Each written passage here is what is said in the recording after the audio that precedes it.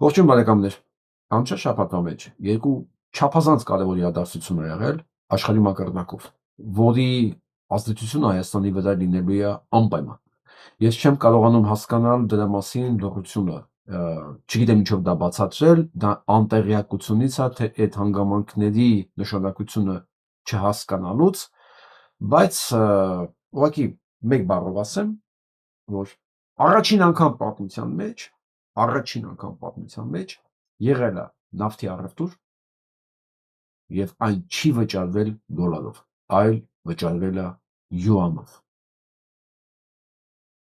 BRICS-ի անդամ երկրների մեջ։ Սա մասին ես իհարկե հետո ավելի մանրամասն խոսամ, դե երկրորդ կարևոր նորությունը իրադարձությունը նույն մասշտաբի այն էր, որ էլի առաջին անգամ պատմության մեջ, որ հրեաները պարտվեցին դնել ամենակարևոր քաղաքում Նյու Յորքում։ Այս երկու իրադարձությունները, սրանք համաշխարհային նշանակության իրադարձություններ են, որոնց հետևանքները պատկերացրեք, ոնց որ երկուսն էլ ատոմային բոմբ այս կարգի, հենց մենակ հարցը բոմբը չի, բա դրա հետևանքները, դրա տատանումները, դրա ռադիացիաները, որը ինքը անվերջ է, իսկ դրա տված հետևանքները շատ ավելի շատ են, քան զուտ ինքը պայթյունը։ Ու սա դեռ ամեն ինչը չի, գանք Հայաստան եւ սկսենք մեր հաղորդումը։ Եվ այսպես Ադրբեջանի արտգործնախարարի նոր բացահայտումները 44-օրյա պատերազմի հետ կապված։ Եվ այսպես այս ձայնագրությունը իհարկե չեմ դնի, որ դուք լսեք, որ ադրբեջաներենա մեզ ոչ մի բան չի ասում։ Բայրամովը բացում է փակագծերը, որ 44-օրյա պատերազմի ժամանակ, ասում Լավրովը առաջարկել է զինադադար առանց հայկական զորքերի դուսբերման ակնայից, Քարվաճառից, Բերձորից եւ այլ տարածքներից, որոնք մնացել են հայկական կողմի ձեռքում եւ չէին գրավել Ադրբեջանի կողմից։ Թե ով է մերժել այս առաջարկը, ենթադրում եմ արդեն պարզ է։ Հետաքրքիր է, որ այս հանգամանքը Բայրամովը բացում է հենց այսօր։ Հենց այսօր է բացահայտում։ Մենք գիտենք, որ ըստ այդ պայմանագրի նոյեմբերի 9-ի հայտարարության բոլորը պետքա զորքերը պետքա կանգնեն հենց այն տեղերում, որտեղ գտնվում էին։ Այսինքն մեր սուտ խոսալու հետ հակում չունեցող քննչականի պետը, հա, հատուկ քննչականի պետը, ինքը հենց այս հայտարարության վրա պետք է կալանավորեր այսօր Փաշինյան Նիկոլին։ Կալանավորեր, ընդ որում նաև դատախազին, որը հրաման չի տալի կալանավորելու։ Չգիտեմ, դա պետք է ԱԱՑ-ի պետի հետ արվեր, դա ում հետ պետք է արվեր, բայց այսօր արդեն այս հայտարարության վրա պետք է կալանավորված լիներ Փաշինյան Նիկոլը։ Վերհիշելով նորից նույն ապրիլի 9-ի հայտարարությունը, ներողություն, նոյեմբերի 9-ի հայտարարությունը, ըստ որի զորքերը պետք է մնային այնտեղ, որտեղ որ կային։ Եվ Լավրովը ինքն էլ այդ մասին փաստորեն ասել է։ Լավրովի առաջարկը դա է եղել։ Բայրամովն էլ է դրա մասին ասում։ Եվ փաստորեն ասել է, չէ, ինչ եք խոսում։ Էսել։ Էլ ինչա ձեզ պետք։ Տալիս ենք։ Արեք, Զանգեզուրով, չգիտեմ, Բաղանիսով, Ոսկեպարով, էլ ինչ եք ուզում, փողը տվեք։ Ինչ ուզում եմ, անեք։ Կանեմ ձեր համար։ Հիմա ես հարց եմ տալի այդ քննչականի պետին։ Ձեզ ինչ որ ուժ բան է պետք։ Այն հայտարարությունն է։ Դուք սիրում եք, չէ՞, մամուլից վերցնել հայտարարությունը գործին ընթացք տալ։ Դե սպասում ձեր արձագանքին։ Բայց այս ֆոնի վրա հենց այսօր որոշել են, որ պետք է պատժեն մեղավորներին։ Լսենք նոր մեղադրանք Պաշտպանության նախկին նախարար ընդհատակում գտնվող Միքայել Հարությունյանին։ Նախկին բարձրաստիճան պաշտոնյան մեղադրվում է պաշտոնավարման տարիներին լիազորությունները չարաշահելու համար։ Այս գործով նրանից բացի մեղադրյալ է նաև գլխավոր շտաբի պետի նախկին տեղակալ Էնրիկո Աբրիամովը։ Պարզվել է, որ 2008 թվականի դրությամբ Պաշտպանության նախարարի պաշտոնը զբաղեցրած 2008 թվի գործ են բացել, ինքն էլ քննչական կոմիտեի զինվորական քննչական գլխավոր վարչության պետի տեղականն է, սա ասում։ Բայրամովը հենց հիմա հայտարարություն է տալի Նիկոլի վրա։ Ասում է, Լավրովը, ըստ Լավրովի տենց էլ պետք է լիներ։ Ու տենց էլ եղել է ստորագրությունը։ Ու տենց էլ եղել է հայտարարությունը։ Որպեսզի սա խլասեն ինչ որ ձև, Միքայել Հարությունյան, մի մարդ, որ իրաց ձեռքում չի, մի մարդ, որ Ռուսաստանի քաղաքացի է, այսինքն դուք այսօր կարող եք նույնիսկ մահապատժի ենթարկել Միքայել Հարությունյան, որը չկա գոյություն չունի, մինես գործ արկեն, որով մահապատիժ է հարցնում, այդ մարդուն նա ձեր տիրապետության տակ չի, նա Ռուսաստանի քաղաքացի է, եւ վերջ։ Էն էլ 2008 թվականի դեպքերի հետ կապված։ Ինչ արել, տուն է տվել մեկին, որ արդեն տան Մամվել Գրիգորյանի բարեկամներից մեկին։ Գործ ենք թե գործ, հայրենիքի դավաճանություն, սեյական մարդասպանություն, դիտավորյալ պատերազմ կազմակերպել, այդքան զոհեր տալ, այդքան վնասներ տալ։ Ոչ մի բան չկա։ Միլիարդներով զենք Ադրբեջանին նվիրել, ոչ մի բան չկա, ոչ մի գործ, քրեական գործ չկա։ Մեկ էլ հիշել են, որ Սասնա-Ծռերի ապստամբության ժամանակ 4 միլիոնի վնաս են տվել։ Հասկանում եք սրանք ով են։ Հասկանում եք, ստեղ 4 միլիարդ դոլարի մասին է խոսքը եւ գուցե ավել։ Մենակ հանձնած զենքերն եմ ասում։ Մենակ հանձնած նվիրած զենքերը։ Չեմ ասում մնացած վնասները որ տվել է։ Ստեղ 4 միլիոն դրամի։ 10,000 դոլարի։ 10,000 դոլարի համար մարդկանց գույքերն են ուզում գրավել, բռնագրավել։ 4 միլիարդ դոլարի նվեր են տվել, մենակ զենք չեմ ասում, այս բաները, տարածքները։ Ու սրանք այս դեմքով, այս լուրջ դեմքով քննչական կոմիտեն 2008 թվականի գործականում Միքայել Հարությունյանի նախագահ։ Սա էլ վերջի չի։ Ադրբեջանը շարունակում է զինվել, ոչ միայն չինական զենիթային հրթիռներով, հակաօդային պաշտպանությունով, այլև 339 միլիոն եվրոյով ձեռքաբերել 48 հատ նորաբի 52 ինքնագնաց հարձակողական հաուբից։ Սրանք այս հաուբիցները, ինչ ասեմ, տեխնիկայի վերջի խոսքերն են, 48 հատ։ Իսկ չէ պատկերացնում Հայաստանի պաշտպանական համակարգը ինչ պետք է անի սրա դեմ։ Հրթիռները մի կողմից, սրանք մի կողմից, տանկերը մի կողմից, անօդաչիները մի կողմից։ Հայաստանում այս ամեն ինչին հակադարձում են 2008 թվականին 10 միլիոն դրամը այնտեղ տունը հատկացել մեկին։ 10 միլիոն դրամ հարցագործմանը։ Սա պատասխանն է Նիկոլի հանցագործության եւ Ալիևի զինվելուն, բայց սա էլ վերջը չի։ Սա էլ վերջը չի։ Որփին լսեք, խաղաղություն նրա մասին է, որ Հայաստանից մարդիկ կարող են գնալ ավտոմեքենայով Բաքու, իսկ Ադրբեջանից Երևան։ Այնտեղ զինվում են, լսեք, այս ինչ է կարծում, սա ում համար է, ում դեմ է գնված։ Սա Ադրբեջանը հաստատ չի կարող օգտագործել Իրանի դեմ, ոչ էլ Ռուսաստանի դեմ։ Միակ երկիրը, որ նա կարող է օգտագործի, սա արագ տեղաշարժվող, հզոր, արագ կարգավորվող։ Իսկ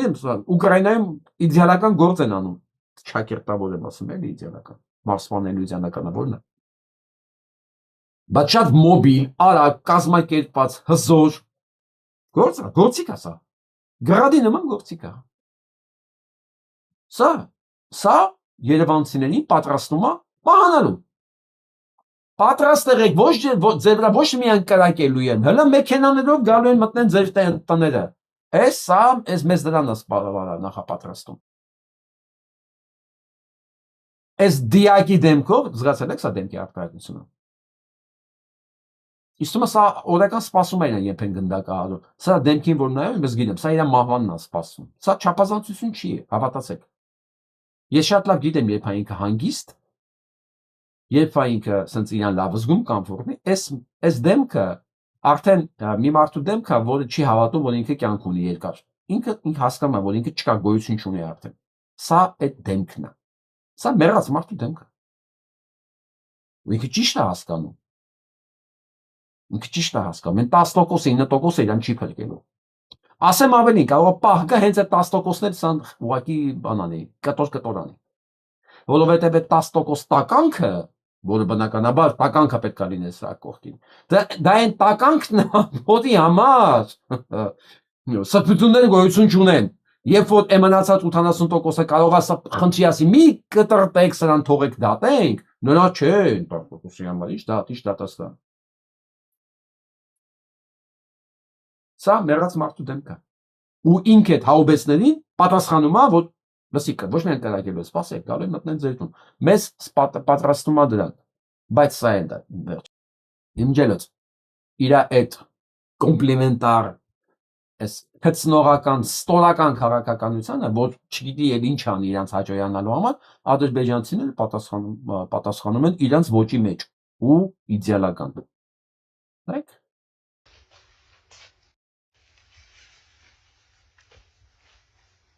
Փաշինյան որոշակի դրական հրապարակային ազդակներ կան Թուրքիայի կողմից։ Դուզան։ Молодец, Пашик, молодец։ Լրիվ դրական ազդակները, լրիվ։ Լավ են չեք երակնում, լավ են երակնում, Փաշինյան։ Ադրբեջանի ժողովուրդը խաղաղասեր է նույնքան, որքան Հայաստանի ժողովուրդը, որքան Արցախի ժողովուրդը։ Բա ճիշտ է ասում էլի, ճիշտ է ասում էլի։ Սենց խաղաղասեր են, ոչ են գնդակահարում իրար, ո՞ս նոր են ցնջել դիմացել։ Որոշակի դրական հրապարակային ազդակներ կան։ Այո, շատ որոշակի դրական ազդակներ կան։ Շատ։ Ասեն ինչ ազդակների մասին է։ Եթե Հայաստանը որոշում չկայացնի Միջանցքի բացման վերաբերյալ, Ադրբեջանն ուժի կիրառման կմաքրի այդ տարածքները։ Բազես թվում է հրթիռային համակարգերը գաուբեցներ ինչի համար են առնում։ Ինչի համար են առնում։ Իրանք տենց էլ անելու են։ Հետո էլ դեմ են տալու ասեն, «Էս ձեր վարչապետն է նախաստորագրել»։ Այն որ ասում են խաղաղություն, սա է։ Շատ դրական ազդակներ է, հենց ինքը սա էլի նկատի ունի։ Հա, դե հիմա գիտեք ինչ, տանկն էլ է մեքենա, այն որ զինվոր են տեղափոխում, այդ Ուրալներն էլ է մեքենա, այո։ Բայց այդ տեղափոխումը մի ուղղությամբ է լինելու դեպի Հայաստան։ Ես չեմ կարծում, որ Հայաստանից մեկը գնա դեպի Ադրբեջան։ Համենայն դեպս Փաշինյան Նիկոլի իշխանության ժամանակ։ Շատ դրական ազդակներ է։ Շատ չափազանց։ Յորջ ջան, մեզ էլ ինչա պետք հասկանալ, որ բոլոր նրանք, ովքեր փորձում են այս վիժվածքին, այս ոչնչությանը կատարյալ բոլոր դրսևորումներով, ընդ որում ինքը վիժվածք է նաև նրա համար, ում ծառայում է, ում համար ամեն ինչ անում է, իրաց համար էլ է գարշելի կենդանի սա։ Հենց մենակ մի բանի համար, ինքը հայ է։ Հենց մենակ դրա համար ու ինքը հայ է, ինքը գարշելի է։ Սա վերաբերում է ոչ միայն Նիկոլ Փաշինյանին, ամբողջ ԿՊ-ին, ով հնարավոր իր բոլոր մարմինների բոլոր մասերով պատրաստա ծառայի եւ բավարարի ադրբեջանցիներին։ Նույնիսկ Կոլոթովոյի, հիշում եք որ ասում էր, ես իր աշկերի մեջ բավարարվածություն տեսա, երբ որ ինքը մտավ Ստեփանակերտ։ Հիշում եք։ Չնայած նա որ իրենք պատրաստ են բավարարել ամեն ձևերով, մեկ է։ Դրանց համար սրանք գարշելի են, ինչպես մեզ բոլորի համար, որովհետև ես չգիտեմ մի ազգ որ Դավաճանի սիրում է, մանավանդ թուրքերը, չեն սիրում նրանք։ Ի տարբերություն հայերի սպանում են իրենք։ Մենք իրենց ընտրում ենք որպես վարչապետ։ Հիմա արխիվում ընտրություններ է։ Ոչ միայն համապետական։ Հենց հիմա մի շաբաթից է կարծեմ, Էջմիածնում լինելու են ընտրություններ։ Ես չգիտեմ նույնիսկ այս կերակի է, թե հաջորդ կերակի։ Արդեն ես գիտեմ, որ նոյեմբերի մեջ է։ Սրանցից ոչ մեկ ձայն պիտի չստանա։ Մեկ ձայն։ Այսինքն ցանկացած մեկը որ սրանց ձայն է տալի, ինքը համաձայնվում է, լինի այս շան տեղը, իր տեսի դուր է գալի։ Դուզան։ Молодец, Пашик, молодец։ Ուրիշ բան չկա սանց ասելու։ Սրանք այս վիճակին են սպասում, բայց նայեք, հետաքրքիրը գիտեք որն է։ Եթե դու նույնիսկ համաձայնեք այս շան տեղը լինեք, մեկը ձեզ սեղանի մոտիկ չեն թողելու։ Ձեզ շպրտելու են հողի մեջ, ցեխի մեջ, կլափեք այնտեղ ինչ որ կլափեք։ Ձեզ սեղան, այսինքն սեղան որ ասեմ, ձեզ ձեր հայրենիքի մեջ չեն թողելու ձեր տների մեջ ապրեք։ Սա վերաբերում է բոլորին, օրգաններում աշխատողներին, անվտանգությունում աշխատող, բանակի գեներալիտետին, բոլորին այս շան տեղն են ձեզ պահելու։ Եթե որոշեն պահեն։ Բայց դուք ինչին եք պետք։ Այս երկիրը հանձնելուց հետո Այ հորթեր, առաջին հերթին ձեր ակաշներն է կտրվելու։ Դուք իրանց պետք չեք։ Բացարձակապես։ Այդ համակարգի եկեղեններին կպահեն, որովհետև այնտեղ կանայք չեն աշխատում։ Այդ համակարգում եկեղեններն են աշխատում։ Կպահեն իրանց օգտագործելու համար։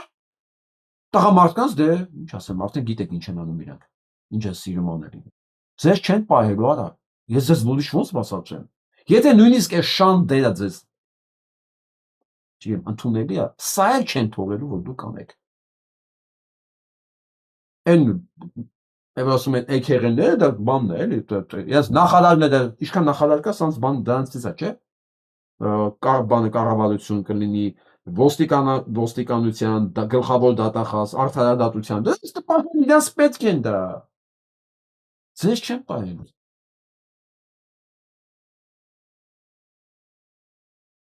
Սրանք նույնիսկ այնքան են քծնում, այնքան են ստորանում, նույնիսկ թուրքերն են ասում, արա, դուք որ խոսում եք, ոնց որ մեր արտաքին գործերի նախարարը խոսալ, Նախարար, շնորհակալ եմ ձեր ելույթի համար, երբ դուք պատասխանում եք այդ հարցին, որը վերաբերում էր Եվրոմիությունում, մյուս կազմակերպություններում միաժամանակ անդամակցելուն, լսելով ձեր հարցին, ինձ թվում է, որ խոսում է Թուրքիայի արտգործնախարարը, բայց ողջունում եմ ձեզ ձեր մուտքը այն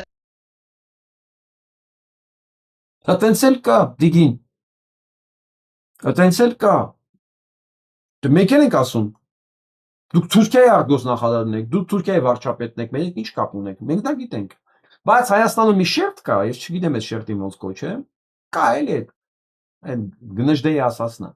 Այդ շերտը կա, հլինքը չի հասկացել։ Դուք Թուրքիայում հասկացել եք, Հայաստանում այդ շերտը չի հասկացել։ Դա է խնդիրն արդեն։ Միևնույն ժամանակ Ադրբեջանը շիկահորի արգելոցում 600 հեկտար անտառ հատել է, ճանապարհները բացել է ու մտել է հայկական տարածք։ Հայաստանից ոչ մի բան չկա, ոչ մի ձայն, 7-8 մետր լայնության ու կողքերն դե իրանը չի։ Մորթել այդ անտառները, ցախը տարել է ու եկել կանգնել է հայկական տարածքում ու դիճկեր է սարքում։ Ոչ մի ձայն, սա շիկահորի արգելոցի տարածքն է, ոչ մի ձայն Հայաստանում չկա։ Հայաստանում մեսիջներ են սպասում ու լավ մեսիջներ են գտել իրենց համար։ Շատ կարևոր մեսիջներ են լսում Հայաստանում այսպես։ Ադրբեջանի ժողովուրդը խաղաղասեր է նույնքան, որքան Հայաստանի ժողովուրդը։ Շատ խաղաղասեր է։ Մենակ մորթում են, ուրիշ բան չեն անում իրանք։ Շատ։ Ու գալիս մտնում են քո տարածքները։ Միևնույն ժամանակ Բաքուն 51 նախագիծ է ֆինանսավորել վերադարձ դեպի արևմտյան Ադրբեջան թեմայով։ 51 նախագիծ իրանք պատրաստում են օկուպացնել Հայաստանը։ Պատրաստում են։ Հայաստանի կառավարությունն է պատրաստվում օկուպացնել Հայաստանը։ Այսինքն երկու կառավարություն պատրաստվում է իրականացնել նույն գործողությունները։ Պատկերացրու 51 հատ նախագիծ կա Հայաստանը գրավելու համար։ Բոլորը ֆինանսավորվում է, բոլորը։ Նույն բան անում է Ադրբեջանի կառավարությունը Հայաստանում։ Ժողովուրդ, այս վարշապատի ընտրությունները, դա տեսնեմ ունի երբ։ Նոյեմբերի 16-ին, փաստորեն 8-16։ Մի խոսքով։ Մյուս կերակի, տենց էլ ում է։ Մյուս կերակի օրը նոյեմբերի 16-ին որոշում Հայաստանի ճակատագիրը։ Սա վարաշապատի ընտրությունները չի։ Սա Հայաստանի ճակատագիրն է։ Սա մեր մոտ Սարդարապատի պատերազմը։ Ու հենց հետաքրքիր է, չէ՞։ Հենց վարաշապատում։ Վարաշապատում զանգերը խփված է արդեն,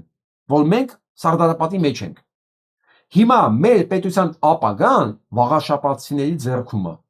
Դուք ունեք այնտեղ երկու հուդայի ծնունդ։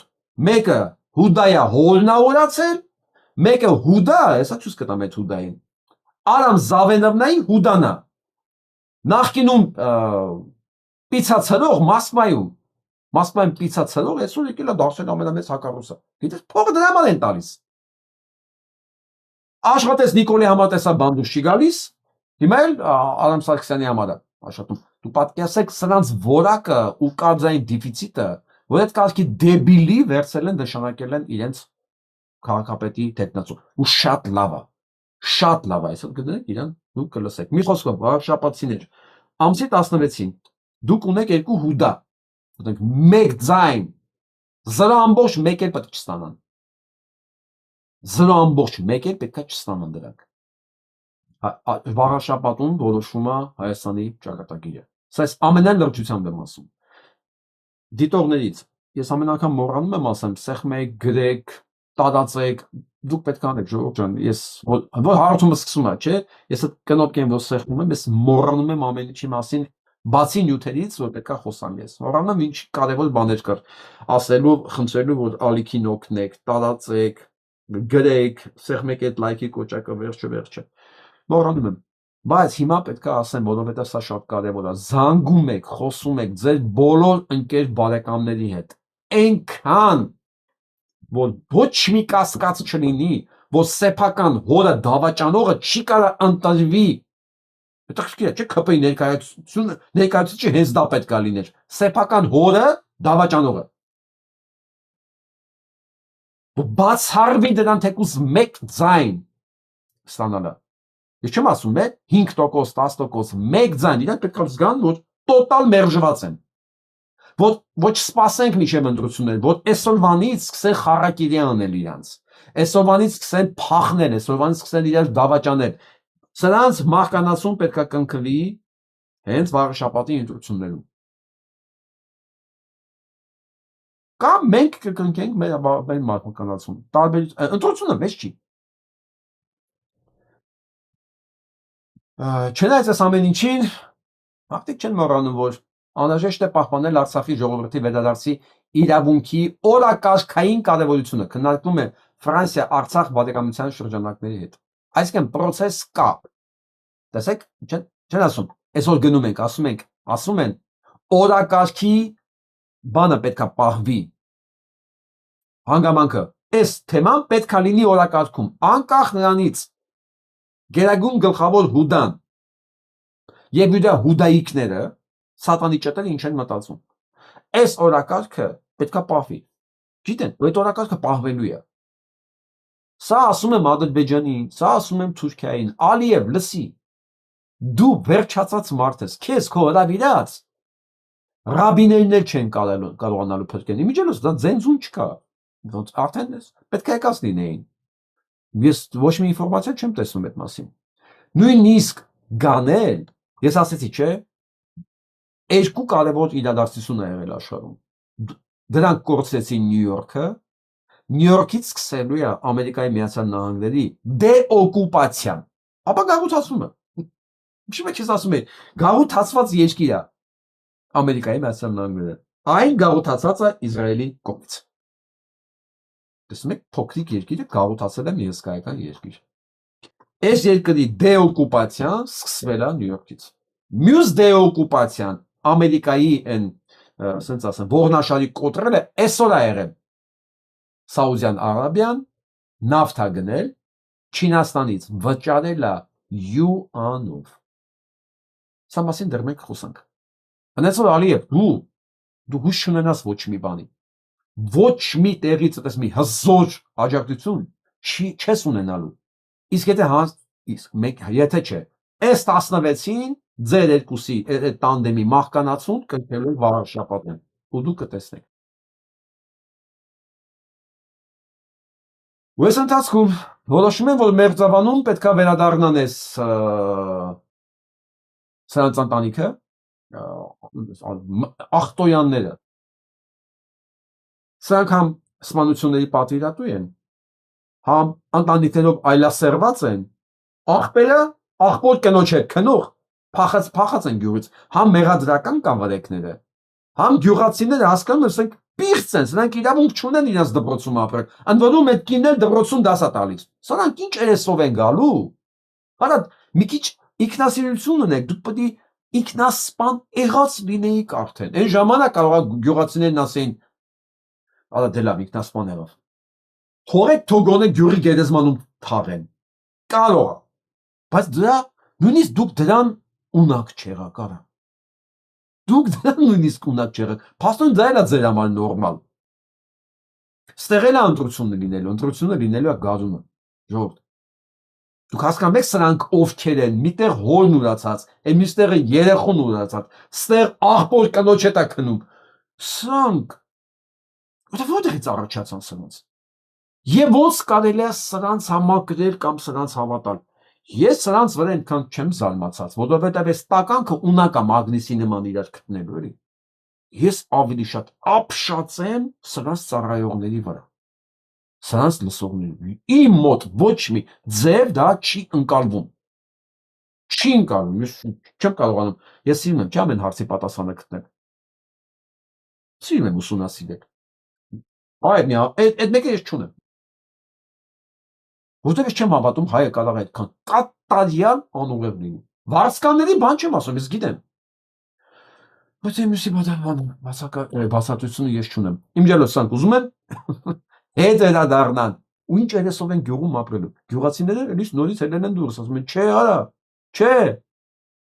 Էսի պորնոկատուն չի, էսի գյուղ է Մերձավանը։ Դուք չեք կարող ստեղ ապրել։ Քնչականն է։ Չեղեն սրանություն ախտեր ջան։ Այստեղուն չեն սպանել իրանք։ Չէ։ Չնայած ամեն ժամը հետևել են, ամեն ինչը ձայնագրել են, իրանք են ասում այդ մասին, դե ես չեմ ասում։ Բայց չգիտեն իրեն ով սպանել։ Մեկի վրա ջարդում են էլ ասում ախտեր ջան, բայց ոնց որ ես չեմ։ Հիմա լսենք էս անմերսունակին ինչ ասում։ Սա իր գիտեք ով է։ Հայաստանի արտադրության նախարարը խոսում է սահմանադրության փոփոխման մասին։ Իրան թվում է սրանք դեռ հասցնելու են սահմանադրություն փոփոխել։ Այնքան էլ հանգիստ ինտոնացիայով է խոսում, ես չգիտեմ, կամ սրանք դեռ են անում, կամ լուրջ իրանք չեն հասկանում, իրանք ինչ ինչակի մեջ են։ Հիմա լսենք։ Մի պահ ընդհանուր։ Ընդդիմությունը պնդում է, որ Հայաստանում կան աննախադեպ թվով քաղբանտարկյալներ։ Դե շատ լավ է անում, որ պնդում է, բայց իմ կարծիքը հետևյալն է, որ դա շատ հարմար տարբերակ է իրականում քաղբանտարկյալի քողի տակ կատարել արարք, որը մեր քրեական օրենսգրքով քրեորեն հետապնդելի է։ Որը։ Օրինակ որը։ 15 հոգևորական եք ձերբակալել։ Որն է քրեական օրենսգրքով ձեր համար։ Ինչ են այդ մարդիկ։ 15 հոգևորական։ Այդ չեմ ասում Սամվել Կարապետյանը, որ ասեց, եթե իրանք չեն կարողանում, մենք մեր ձևով կմասնակցենք։ Ինչն է այդտեղ քրեական։ Այսինքն ոչ մեկ չունի անձեռնմխելիություն Իդեպ դուք եք անկախ իր քաղաքական հայացքներից կատարելու ինչ որ արարք եւ հույս ունենալու, որ դրա համար քրեական հետապնդման չի ենթարկվելու։ Ես ես անգրագետ տխմարին հիշացնեմ։ Դու որպես արտադրության նախարար, հիմա պետք է հրաժարական տված լինեիր, առնվազն, որովհետեւ քո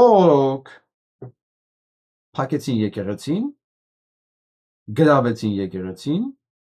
ու սեփականատերներին զրկեցին իրենց տարած մտնելու իրավունքից։ Եվ քո ուժերը, ոստիկանները չկանխեցին դա, չնայած հայտարարություններ տրվել էր։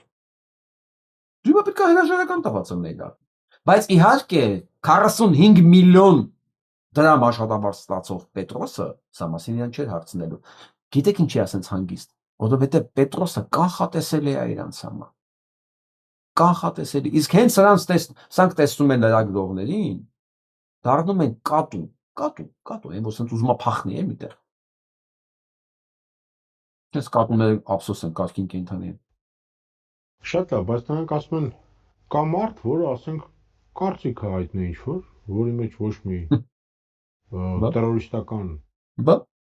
միտք չկա եւ ամիսներ շարունակ նա դրա համար նախնական կալանքի տակ է։ Այսինքն ձերբակալված է ըստեյության, բանտում է։ Այո, որովհետև Նրանք ասում են, բա դա ինչ է, եթե խաբանտարկյալ չի։ Մարդ է, ում վերաբերյալ կա քրեակագործ, որը հարուցվել է անկախության բավարար երաշխիքներ ունեցող մարմնի կողմից, որը տեսել է այդ անձի արարքում կոնկրետ հանցակազմ։ Տեսել է հանցակազմ։ Լսել եք տես ձևակերպում։ Օ, իրավաբաններ, բոլոր տեսակի, բոլոր երկրների, խնդրում եմ ինձ պարզաբանեք ինչ է նշանակում տեսել է հանցակազմ։ Եթե այդ մարդը հանցակազմ չկա իր խոսքի մեջ, ինքը ոնց կարող տեսնի հանցակազմ։ Ես ասում եմ, ես չեմ տեսնում հանցակազմ։ Ես քո հանցագործ լինելը փաստելով ապացուցում եմ։ Ես չեմ տեսնում հանցակազմ։ Որտեղ դուք ինչ ուզեք կարող ասեք, ես այդտեղ հանցակազմ եմ տեսնում։ Մենք փաթաթած ունենանք Նիկոլին, քո հետ միասին, թե դուք ինչ եք տեսնում։ Ինչ է տեսնում, այն մանմինը տեսնում է հանցակազմ։ Ուսա ասում է նախարար։ Ես որպես քաղաքական պաշտոն զբաղեցնող անձ, իհարկե չեմ կարող խորանալ յուրաքանչյուր կոնկրետ դեպքի մեջ եւ ասել, այս դեպքում իմ կարծիքով հանցավոր արարք կա, իսկ մյուս դեպքում ոչ։ Ես ուղղակի պարտավոր եմ հաշվի նստել իրավապահ մարմինների գործունեության հետ։ Ինքը կապ չունի դա։ Եթե իրանք ասում են նշանակումը ճիշտ է, հաշվի անցնում։ Եվ հույս ունենալ,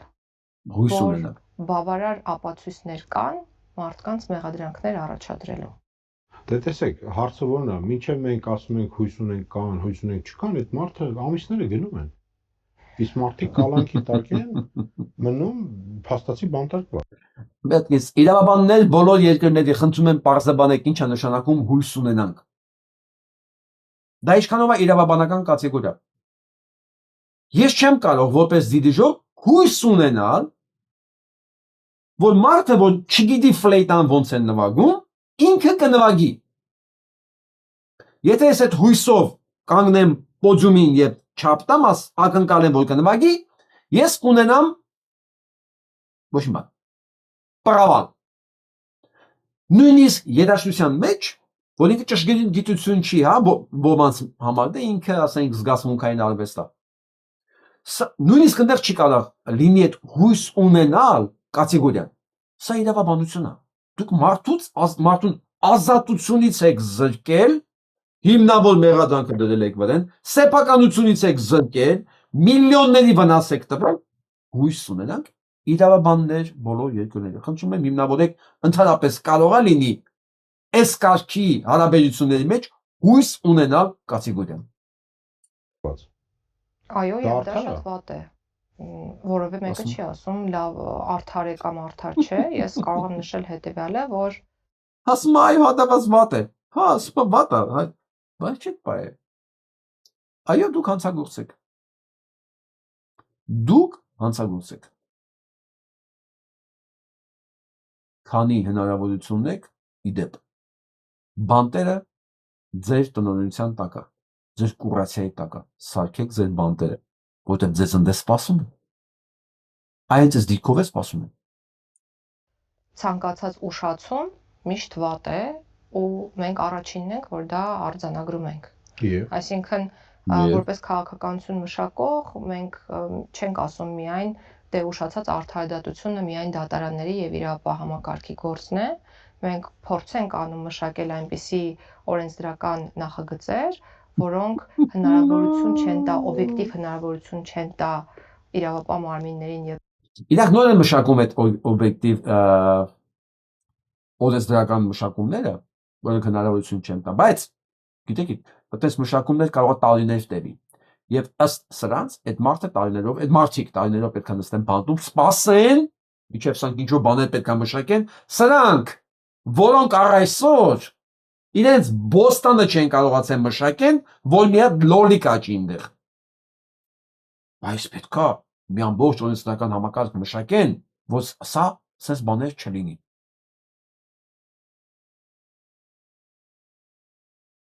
Ընդդիմությունը ասում է, որ իշխանությունը խառնվում է եկեղեցու ներքին գործերին։ Ինչու՞։ Նախ պետք է հասկանանք ինչ է նշանակում խառնվել եկեղեցու ներքին գործերին։ Ինչ է արել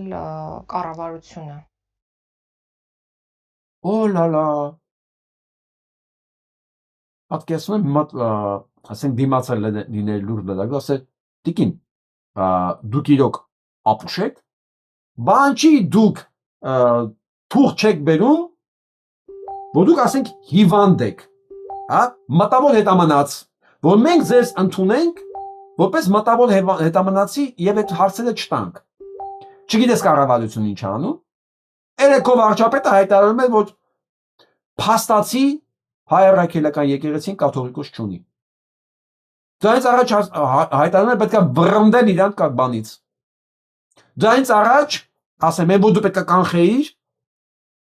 կարգալույց քահանայի ձեռքն էր պատճում եւ հայտարարում էր, որ նրա բանի պետք է գնամ։ Իմանալով հանդերձ, որ նրա կարգալույցանա։ Կարգալույցա։ Համեկի ռեսուրսներ տարավ ընդեր նկատելու, ոչ թե մայրաթորի պատարակը։ Ինքը չգիտի։ Հիմա ես հարց եմ տալի։ Պետրոսը շատ բան բարձ կարա հարցնի։ Տիկին, դուք վտանգավոր եք հանրության համար։ Դուք փաստորեն ոչ մի բան չգիտեք, ու այս ուղեղով էլ դուք արդարադատության նախարար եք աշխատում։ Դուք վտանգավոր եք արդարադատության համար։ Հենց ձեր արդեն այս անտեղյակությունը, այս պատասխանը նշանակում է դուք արդեն վտանգավոր եք։ Ձեզ մեկուսացնել է պետք է հասարակությունից։ Տեսնեք ինչ կասի։ Եվ կառավարությունը ինչպես կարող է խառնվել, ըստ որևէ կաթողիկոսին փոխել։ Ինչ գործիքակազմ ունի կառավարությունը։ Դուք խոսացել եք տիկին վարչապետի հետ։ Դուք խոսացել եք։ Պաստորին ինքը ասում է կառավարությունը ոչ մի գործիքակազմ չունի, բայց երեք արդեն ըստ իր վարչապետի հայտարարության մենք արդեն կաթողիկոս չունենք։ Հայ առաքելական եկեղեցին արդեն կաթողիկոս չունի։ Սա երեկվա վարչապետի հայտարարությունն է։ Պաստորին որը հերքում է իր արդարադատության նախարարը։ Փաշինյան Նիկոլ, դու գիտեի, որ պաստորին դու օրենքից դուրս ես ըստ քո արդարադատության նախարարի։ Իմացի։ Պաշտոն է դրա համար։ Ես կասեմ այստեղ, որ կառավարությունը որևէ իրավական գործիքակազմ չունի, այսինքն կառավարությունը որևէ որոշում չի կայացրել միջամտելու եկեղեցու գործերին, իրականում որևէ մեկը չի միջամտում։ Չի միջամտում։ Ամբողջ ոստիկանությունը տանել են Հովանավանք 2 շաբաթ կիրակի, 2 կիրակի ավել ճիշտ։ Ամբողջ կառավարությունը կապ բանա, բերում անդեղ պալթարակի, ինքը տեղակ չես տիկինը։ Իսկ կառավարությունը ոչ մի բան այդ ուղղությամբ չի անում, որովհետև դες լծակ չունի, տենց իրավունք չունի։ Մենք գիտենք, բայց դու չես ոնց ես ասում չի անում։ Պաստորին կստեղ ասում է Նիկոլ Փաշինյան, դու դրա իրավունքը չունես։ Ես հենց եմ կարծում, կամ Նիկոլը վաղը սան պետք է հանի, ուղակի հանի, կամ ինքը պետք է հրաժարվի Նիկոլ Փաշինյանից, որտեղ ինքը չի կարող ասի, որ կառավարությունը ոչ մի բան չի անում այդ ուղղությամբ, ոչ չի անում։ Մտածեք Պետրոսն ինչ ասում։ Եկեղեցու գործերին, այլ մենք ունենք այն իրականությունը, որ շատերը, ես չեմ ասում բոլորը, այդ թվում եւ քաղաքական գործիչները բարձրաձայնում են մտահոգություններ կապված եկեղեցու խնդիրների հետ, որոնք կապված են եկեղեցու սպասավորների հետ։ Ինչով է սա միջամտություն։ Դա ոչ մի միջամտություն չի, եթե մտահոգություն է։ Ես էլ ասեմ ուրիշ բան։ Քահանաները մտահոգություն են հայտնել, այն որ դուք կալանավորել եք 15 հոգու մտահոգություն են հայտնել երկրում իրավիճակի հետ կապված, իշխանության գործողությունների հետ կապված։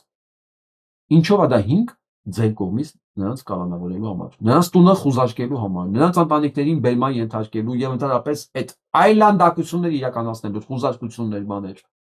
Հա, ինչով։ Դա ինչով է։ Թե դու այդ կապ չունես, չես տեսել։ Եկեղեցու ներքին գործերին կամ որ իրավական ակտով է կառավարությունը միջամտել եկեղեցու ներքին գործերին։ Կառավարությունը որոշել է, որ ինչ որ սպասավորի պետք է փոխադրի մեկ այլ վայր իր ծառայությունը իրականացնել։ Չի որոշը հայտարարել է։ Հայտարարել է, որ այդ կարգալույս չի, հենց ինքն է իրական հոգևորականը։ Իրանն էլ գնում է ոստիկաններով սահմանադրությունը խախտելով, օրենքը խախտելով, ամեն ինչ անելով, նրան ասում է ինքն է իմ կաթողիկոսը, ոչ իմ ինչ արել կառավարությունը։ Գիգին։ Ոչ, ինչու, որովհետև չի կարող։ Դե այդ տրամաբանությամբ էլ Ինչ է արել կառավարությունը։ եկեղեցին չի խառնվում իշխանության գործերին, ոնց որ դուք եք ասում, քաղաքականությանը։ Բայց ինքը բանտում է։ Ով պետքա որտեղ աշխատի, ինչ որ իրավ չէ, կարծիք են ընդհանրապես հայտնել։ Խառնվում է, թե չի խառնվում, դա այլ հարց է, բայց քաղաքականությամբ հնարավոր է զբաղվել չլինելով կառավարություն։ Տարբերությունը ինձ թվում է ակնհայտ է։ Կառավարությունը ունի հստակ լիազորություններ եւ փաստ է, որ չի խառնում եկեղեցու գործերին։ Քաղաքականությունը ավելի լայն երևույթ է եւ ցանկացած մարդ Փաստորեն կառավարությունը ունի փաստեր, որ ինքը չի խառնում եկեղեցու գործերում։ Եվ կառավարությունը ունի փաստեր, որ եկեղեցին խառնում է իշխանության գործերում, չնայած եկեղեցին իշխանությունն ընտրող է։ Փաստորեն այսօր նաեւ եկեղեցական սպասավորը կարող է զբաղվել քաղաքականությամբ, ինչը իրականում բացարձակ չի բխում իր ծառայության եւ ստանձնած պարտականությունների հետ։ Խոչընդոտում է կրոնական ազատությունը։ Ինչով է խոչընդոտվում կրոնական ազատությունը։ Մեր երկրում մտքի խղճի Ինչով եք խոչընդոտում։ Էլի տեղակ չես։ Դու վտանգավոր ես հասարակության համար։ Ասեմ ինչով եք խոչընդոտում։ Փակել եք եկեղեցին, չեք թողում իր ծառայողները մտնեն իրենց գործը իրականացնեն։ Ու ձերբակալում եք մարդկանց 15 հոգու բոլորին նույն ժամին կիրակի օրով կանչում եք հարցաքննության, իմանալով անդրս, որ այդ մարդիկ պետքա ծառայություններ մատուցեն։ Դիմումներ եղել է, չի եղեք ես դիմում, հա, տեղակ չես, հա, երևի։ կրոնի ազատության իրավունքը ճանաչված է սահմանադրորեն։ Մենք Սահմանադրորեն մենք ոչ թե կրոնական պետություն ենք, այլ իրավական պետություն ենք։ Մեր երկրում գործում է հստակ իրավական համակարգ, եւ իրավական համակարգի տարերի որևէ խախտում ես չեմ նկատել։ Չեմ նկատել, որովհետեւ չեմ ուզել նկատել կամ չեմ տեսել, որովհետեւ չկա։ Մոդայ ով բռնացնում հարցում է դու գնացել ես պատատակին։ Որ պատատակին ես գնացել։ Հայ մեր կարաս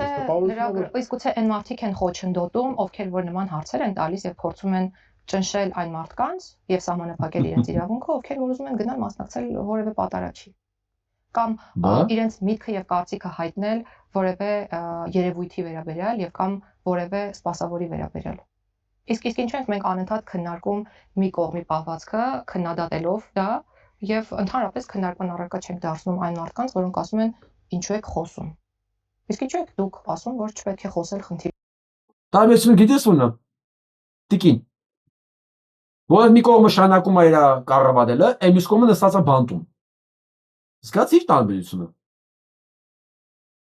Թե քո համար տարբերություն չկա որտեղ։ Բայց հասկանում եք, երբ որ մեկը այս չխոսալու դիմաց 45 միլիոն դրամ աշխատավարձ է ստանում տարեկան։ Կարա եւ չխոսեք մասին։ Խնդիրների մասին։ Գուցե դուք եք սահմանափակում մարդկանց իրավունքները, որոնք որոշել են խոսել խնդիրների մասին։ Տիկին Գալյան, այն գաղտնի տեսագրությունները, ձայնագրությունները, որ երբեմն ի հայտ են գալիս, դրանք օրենքի կոպիտ խախտում են եւ մարդու իրավունքների։ Դրանք նույնպես ձեր ոլորտից դուրս են։ Այդտեղ վեճ չկա, որ դրանք խախտում են մարդու իրավունքները, անձնական կյանքի գաղտնիությունը։ Վեճ չկա։ Վեճ չկա, բայց կանոնավորված չեն, բացահայտված չի եւ նյութերը տարածվում են։ Ընդ որում իրակուսակիցներն են սպառնում են նոր ձայնագրություններով։ Վեճ չկա տեղ։ Իր վարչապետն ասում է ես ունեմ այդ փաստերը, վեճ չկա տեղ։ Դա հանցագործություն է, բայց այդ հանցագործությունը քաղաքացիների համար իրանք հանգիստ դա կարող են իրականացնել։ Ահա աշխատողներ։ Որ ես տեղադրել եք, դուք լավ գիտեք ովքեր արել։ Դուք գիտեք, որ ձեր շեֆերն եմ գիտեն ովքեր ասեն, ով այդ բաժինը աշխատում է, գիտի, որ ինքը արդեն արդարադատության նախարարն էլ նույն բան ասում, դատախազն էլ նույն բան ասում, որ դուք հանցագործ եք։ Դուք հանցագործություն եք իրականացրել։ Ճիշտ է, հələ չենք գտել ով է տարածել, ով է արել, չենք գտել, բայց մենք գիտենք, որ դուք էլ գիտեք, որ ով է արել, ձեր շեֆերն էլ գիտեն, սրանք էլ գիտեն։ Մենք բոլորս գիտենք, որ դուք արդեն պատանդ եք ձեր առած գործերի համար, դուք արդեն պետք է շարունակեք մյուս ծառայությունները մատուցել, որպեսզի չհարտնվեք բանտում, որովհետև այդ կամպրոմատները, որ ձեր վրա կա, որպեսզի դա մի օր այս իշխանության օրոք չբացահայտի, դուք պետք է շարունակեք հանցագործություններ իրականացնել, նկարել, մի խոսքով։ Որտեղ սա է ձեր համակարգը։ Ու այս դեմքով ինքը կարա պնդի, որ խոսք չկա, որ դա հանցագործություն է, բայց ես չգիտեմ ով է։ Դուք չգիտեք ով է։ Դուք նույնիսկ չգիտեք, որ լրատվականն է տարածը։ Չգիտեք։ Լավ։ Դուք չգիտեք ովքեր են հանցագործություն անում, բայց դուք մի բան հստակ գիտեք։ Դες փող է պետք։ Ամեն գնով փող է պետք։ Եվ կտան պարտադիր ապահովագրություն տարեկան ամեն մեկի վրա պետք է նստի 129,000 դրամ։ Всё։ Փող է պետք։ Այս երկու դիակներին տեսնում եք։ Փող է պետք իրենց։ Իրանք չգիտեն ովքեր են հանցագործություն անում, իրանք չգիտեն ովքեր են նկարում, իրանք ոչ մի բան չգիտեն, իրենք գիտեն որ իրենց փող է պետք։ Վերջ։ Այ դա ոնց քերել ժողովրդից, այդտեղ խնդիր չկա։ Դե հիմա ովքեր սիրում են այս կարգնակերպությանը, այս դիակներին, այս հրեշներին, իրանք էլ նույնպես պետք է տարեկան, ամեն մեկը 129,000 դրամ։ Ունես, չունես, վերջ։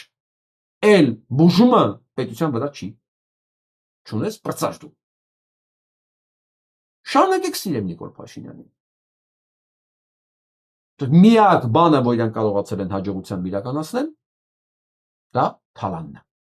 Ու շարունակում են իրականացնել։ Սա էլ գիտեք, այնց բան է, որ Յուդային եւ բան չի չկա արդեն։ Նիկոլին սիրում ես, Նիկոլին լայք ես դնում, իր համար ծառայում ես, թե չէ, պետք է վճարես։ Այ։ Շնորհակալ։ Մի այսպիսի կապիկ ունեինք է էկոնոմիկայի նախարար։ Բոլորը գիտեն, որ սա հանցագործ է։ Բոլորը գիտեն ով է սա։ Բայց իրան բռնել են։ Գիտեք, երբ թվի 2008-2014 թվականներին կատարած հանցագործությունների են։ Կապել են 2008-2014 թվերին։ Նոր են իմացել։ Այս լրիվ են անեկդոտն ասում, ես նոր եմ իմացել։ Ցեղասպանության մասին էլ իրանք նոր են իմացել։ Մի գործել, մի փոքր մասով էլ իր նախարար եղած ժամանակ իր կատարած հանցագործություններին է վերաբերում։ Այն որ այս Շարիկովը հանցագործ էր, իր ամբողջ կառավարման ընթացքում սա մասին անընդհատ փաստեր էր ներկայացում, անընդհատ։ Բայց դրա մասով խուլ ու համրեին այնքան դեպքում, միջև մի բան եղավ, որ ասեցին չէ լավ, գնա։ Թե հիմա ինչի դիմաց են սրան դատում 2004 թվականը, երևի պետքա իրար հետ մյուսներն 9 հոգել հետն են դատում։ Ներկայացել են, հիմա չեն դատելու, հա, դուք տեսել եք, այս 7 տարվա մեջ մեկը իրականում դատի։ Տեսել եք այդպես բան, մեկը իրականում դատվի իր կատարած հանցագործությունների համար։ Ընդ որում, եթե դատվելու լինեն, Հայաստանի մի զգալի տոկոս պետք է նստած լիներ։ Հիմա իրանք ոչ մի նստած չեն, կառավարության մեջ են նստած։ Հա, նստած են, բայց ազգային ժողովում, նախարարություններում, վարչություններում բոլոր նստած են։ Ուժային մարմիններում։ Հիմա սրան, այս Շարիկովին, ինչ որ մի բանի դիմաց դատում են։ Ինչ որ մի բանի, որը կապ չունի իրականում այս հանցագործությունների հետ։ Այս հանցագործությունները մեջտել եղել է Պապկով սրան վրա։ Հիմա ոնց որ այս ձայնագրությունները տարածողները որ կա ձայնագրել են, սրանցն էլ գնաց Պապկով։ Հետո մի հատ առիթ կլինի, սրանց գործերը դուրս կգա ջրերես, բայց այնպես չի որ այս գործի մասին իրանք չգիտեին։ Չէ, հիմա ինչ որ մի բան ա եղել, դրա համար էլ այս գործերը դուրս ա գալիս։ Բարձա։ Հիմա բոլորդ, ովքեր Փաշինյան Նիկոլի վրա հույս ունեն, որ իրանք եթե լավն են, Նիկոլի համար էլի, եթե ծառայել են, սեփական երեխուներ են հանձնել հողին, որ ինքը շարունակի վարչապետ մնալ, ու դա աշխատելու է։ Նայեք, այս ոչնչություններին խրճացեք ձեզ։ Էդի կախվածա ձեզ զոհաբերելը, ինչ հատերելու իրանց։ Ինչ ուզում եք իրանց համար զոհաբերեք։ Սեփական երեխեքին եք զոհաբերել, ձեր հորն եք ուրացել, երեխեքին եք ուրացել, մեկա, որ եկավ ձեզ մատաղանելու պահը, այս էս մատաղանելու։ Մենք կգա օրը կիմանանք իրական պատճառավորներ։ Ես չեմ հավատում, որ այս հանցագործություններն են բացահայտել 8-ից 14 թվականների հողերի սեփականաշնորհման մի խոսքով բաժանելու հետ կապված ինչ-որ մախինացիաներ, գրավ դնել, բանկերից փող հավաքել, փող վերցնել, չեմ հավատում։ Այդ հանցագործությունն եղել է, հա։ Բայց դե ուրիշ բանի համար են դատում։ Դա ուղղակի հանել են պապկեն։ Այս պահին էլ պետք անել են։ Ուսես պապկեք բոլորի վրա կա։ Ովքեր աշխատել են Սերժիկի, Ռոբիկի, Նիկոլի հետ, բոլորի վրա կա։ Կասկած չունենակ։ Ուղղակի ոչ մեկ չգիտի իր հերթը երբ է գալու։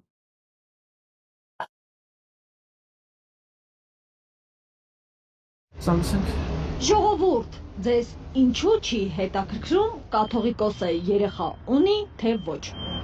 Անհանգստանում է Նիկոլ Փաշինյանը։ Այս հարցը ինչի չի հնչում Հայաստանում։ Իրանք երկու նեղված է, չէ՞։ Այս հարցը ինչի չի ուզում։ Արա մեզ չի ուզում։ Այ ոչինչ, մեզ ավելի շատ ուզում է դու մեր երեխեքի խիտ արած սպանեցիր։ Թե կաթողիկոսը ինչի ունի երեխա, ինձ ընդհանրապես հետաքրքիր չի։ Մեր կյանքը դու ես թունավորում, կաթողիկոսը չէ։ Կաթողիկոսը ոչ մեկին կյանքից չի զրկել այդ տականք։ Դա մեզ հետաքրքիր չի։ Ինքը չի կարողանում հասկանա, թե ինչի իր օրակարգը սենց մեծ տարածում եւ աջակցություն չի գտնում։ Ոչնչություն, որտեղ դա հայ մարդուն հետաքրքիր չի, բայց լսենք ինչ են ասում։ Հասարակական գործիչը բացատրում է, թե ինչու է հասարակությունն անտարբեր կաթողիկոսի երեխա ունենալ-չունենալու հարցում։ Մենք գործ ունենք բացը քաղաքացիական գիտակցության հասարակության հետ։ Երեխա ունենալը Հայաստանի օրենքները արգելված չէ եւ արգելված չէ ոչ ոքին։ Այդ թվում ամենայն հայոց կաթողիկոսին։ Հասկանում ես այդ բաբար։ Արգելված չի։ Արգելված է մարդ սպանելը, արգելված է երկիր ծախելը, արգելված է սահմանություն խախտվելը, երեխա ունենալ արգելված չի։ Դա կարող է իրան չի թույլատրվում, բայց արգելված չի։ Ու դա քո գործը չի, թե քրեական հանցագործություն չկա։ Դա համար հայ ժողովուրդը թաքած ունենան, դե կա թե չկա։ Հələ որ խելոք լինեին, ընդհանրապես այդ բանը կհանեին։ Օրենք ընդունեին Արախմեջան, ինչ կուսակալոնը ո՞րն է։ Ամուսնացեք երեխեք ունեցեք, ես մի բորազգի մեջ կուսակալոնը ո՞րն է։ Ամուսնացեք հանգիստ ձեր համար երջանիկ ձեր ընտանիքներով ապրեք էլի։ Ինչ եք դες տանջում, իբր տանջում եք էլի։ Ես գիտեմ որ դուք չեք տանջում, բայց ինչի եք ձեր անում որ ձեզ տանջում եք։ Ու ինչ է տալի մեզ դա։ Մեզ դա ոչ մի բան չի տալի։ Մեր համար ավելի հասցելի կլինի իմանանք դուք ընտանիք ունեք, գոնե ձեր ընտանիքում ձեր երջանկությունը գտնում եք։ Քան ձեր տակ որ դուք երջանիկ չեք, ընտանիք չունեք, բայց հավատացյալ էլ չեք։ Էսի աբսուրդ է։ Գոնե միտեղ անկեղծ կլնեք էլի։ Հանեք էսա եթե հնարավոր է, սա մեզ հայերիս ինձ ես որ եկեղեցու հետևորդ եմ այն ժամանակ էլ հետաքրքիր չէ։ Ես որ ես եկեղեցու հետևորդը չեմ, հիմա էլ հետաքրքիր չունի։ Եթե վաղը լինեմ էլի եկեղեցու հետևորդ, այս եկեղեցու էլի հետաքրքիր չի լինելու։ Որովհետև դա իմ համար ոչ մի ու իմ լիքը մարդու համար հարցրեք։ Ձեր համար ի՞նչ տարբերություն։ Լավ, եթե քահանայա ինքը ընտանիք ունի։ Եպիսկոպոսը չունի։ Քեզ դա ինչ է տալի հասարակ մարդ։ Ես չգիտեի էլ մինչև հիմա որ քահանան կարա ունենա, եպիսկոպոսը չունենա, որտեղ իմ կյանքում դրանից ոչ մի բան չի փոխվում։ Ինձ ուրիշ բան է հետաքրքիր։ Որ եպիսկոպոսը քահանան, որ ես գնում եմ մոտը, իրանք հավատացյալ լինեն, արա, հավատան նրան ինչ որ իրանք անում են։ Թե ամուսնացած են, բոլորն են ամուսնացած։ Թե ես դա մասին գիտեմ, դա օրինական է, օրինական չի։ Ինձ դա հետաքրքիր չի, դա իր անձնական կյանքն է վերջը։ Ությունն էլ արձանագրել է ընտանիք, կին ու երեխաներ են ունեցել Գրիգոր Լուսավորիչը Սահակ Պարթևը։ Եկեղեցական կանոնակարգի փոփոխություններով է բարձրաստիճան հոգևորականների առաջ չամուսնանալու պայման դրվել։ Եվ ուրեմն, եթե անգամ կաթողիկոսը երեխա ունի, նա հակապետական որևէ բան չի արել։ Եկեղեցական կանոնակարգն է շրջանցել։ Դատողը եկեղեցին պետք է լինի։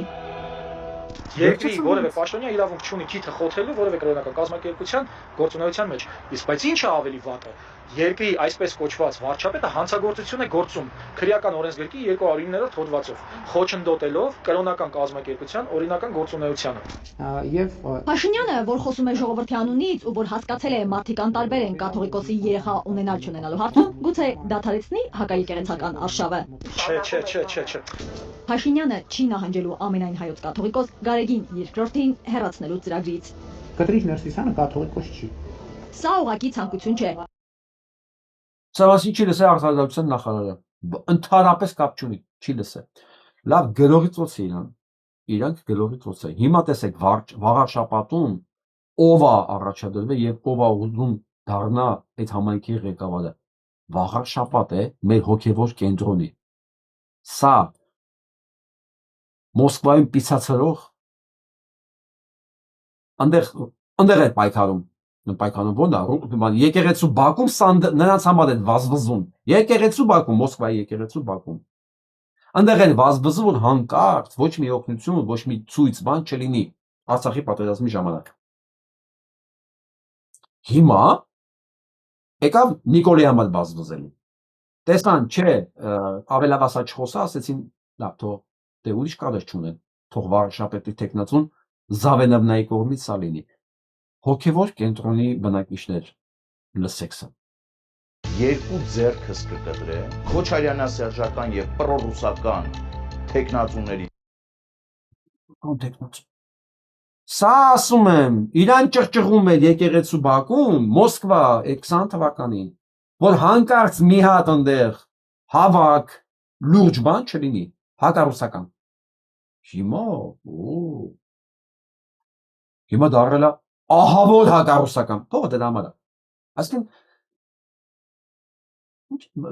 պրոստիտուտկին ոնց կարելի է ասել փողը ինչի համար է ինչի համար տալիս են դնել պարտավոր անել էլի ձեռքը քաղաքական առումով չեմ սեր իրականում քաղաքում հիմնականում տեղի էին ունենում թայֆայական ընտրություններ ող կաթմածուն խմեն համարձակություն ձեռք բերեն գան ուղիղ եթերում բանավեճի Ինչպես եք ապրում առանց աշխատանք ծայրը ծայրին եմ հասցնում այսպես ասել ժողովրդի բա առանց աշխատանք տեսել եք մարդ Հայաստանում ապրել Արա ասա եմ էշ խոսալ համար փող են տալի ասել որ գնում եմ ասում եմ ինչ եք խոսում ինչ դիմադրել բա որ հանկարծ ջղանյանա Ալիևը ասա դրա համար են փող տալի ասա որ կապիտուլյացիան է փրկությունը այդ եմ ասում դրա համար են փող տալիս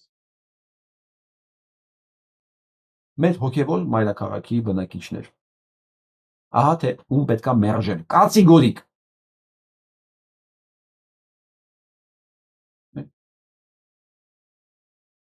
ծոցից դուրս եկած տեխնացու է, վաղարշապատցիների տանտղեն է, բյուջեյով սահմանափակ գումար կա, նոյեմբերի 9-ին հայտնվես կառավարության շենքում ջարդարարների կողքին ու մտածես համայնքի մասին։ Սա այսպես չի լինի։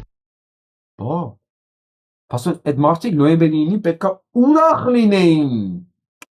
լինեին, որ Արցախը վերջապես տվեցին, կապիտուլացվեցինք, հասկանում եք։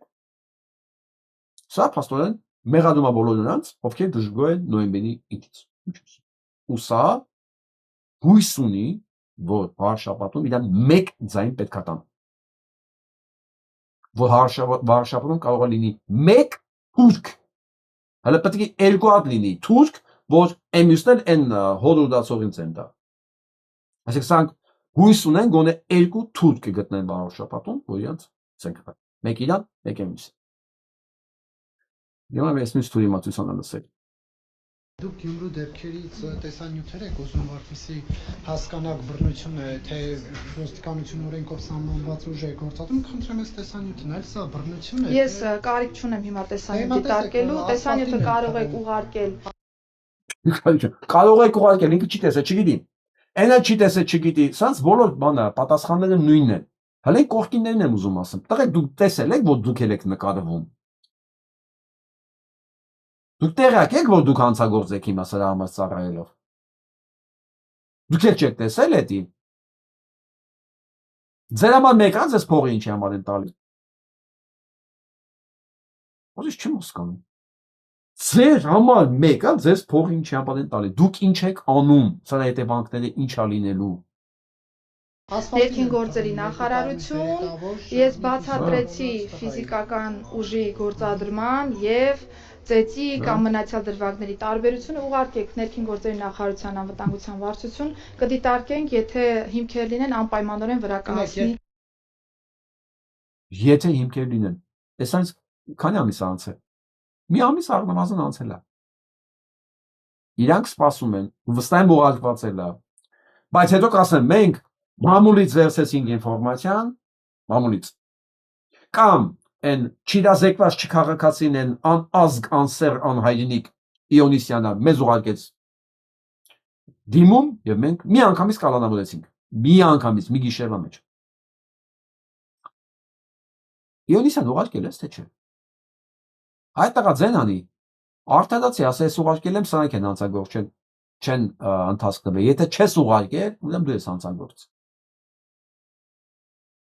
Երկու կարմիր բերետավոր 18 տարեկան տղային գցում են ասֆալտին, դա համաչափ ուժ կարող է ուժի կիրառում կարող է համարվել, թե ոչ։ Ես հիմա